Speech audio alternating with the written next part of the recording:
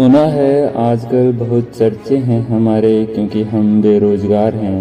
पढ़ लिख कर एक नौकरी के चक्कर में दर दर की ठोकरें खा रहे हैं, क्योंकि हम बेरोजगार हैं। अब ना कहीं जाने का मन करता है, ना किसी से बात करने का मन करता है। अब तो किसी की नसीहत भी ताना लगती है, क्योंकि हम बेरोजगार हैं। हर कोई कहता है डिग्रियां तो बहुत ले ली, अब उनका कुछ करोगे भी या फोटो फ्रेम बनाकर उनकी पूजा करोगे। डिग्रियों के साथ साथ जमाने ने अब हमें बेरोजगारी का तमगा भी दे दिया, क्योंकि हम बेरोजगार हैं। हमारी कहानी के गवाह हम ही हैं, और हम ही जानते हैं कि हम किस दौर से गुजर रहे हैं। एक नौकरी के लिए अपने ही हाथों अपने ही सपनों को मार रहे हैं, क्योंकि हम बेरोजगार हैं। जीने की इच्छा नहीं, फिर भी घुट घुट कर जी रहे हैं। अपना दर्द बताएं तो भी किसे बताएं, कोई सुनने वाला भी तो होना चाहिए, क्योंकि हम बेरोजगार हैं।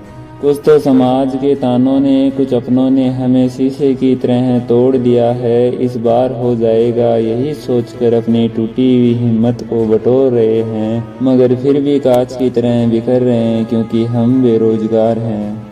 समाज के ताने सुन सुनकर माता पिता कुछ इस तरह निराश हो गए कि गुस्से में आकर अक्सर उतार देते हैं वो अपनी भड़ास हम पर। अब हम कैसे समझाएं उन्हें कि हमसे भी नहीं देखा जाता उन्हें यूं हताश, क्योंकि हम बेरोजगार हैं। 1 करोड़ युवाओं को रोजगार देंगे सुनकर नेताओं का भाषण हम मन लगाकर पढ़ने लग जाते हैं, किंतु दुर्भाग्य हमारा पेपर देखकर सेंटर से बाहर भी नहीं आ पाते।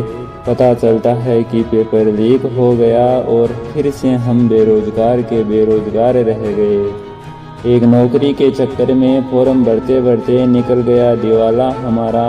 बेरोजगारी भत्ते के सहारे चला रहे जीवन हमारा, क्योंकि हम बेरोजगार हैं। कुछ तो समाज ने और कुछ सरकार ने उस युवा की भावनाओं को कुछ इस प्रकार छला है कि जब टूट गया उसकी सहनशीलता का बांध तो अपने ही घर से मीलों दूर किराए के मकान पर उसने पंखे से लटक कर अपने हाथों अपनी ही जीवन ज्योति बुझा दी। बेरोजगारी के इस तमगे ने उस युवा को अपने ही हाथों अपना ही सुसाइड नोट लिखने पर मजबूर कर दिया।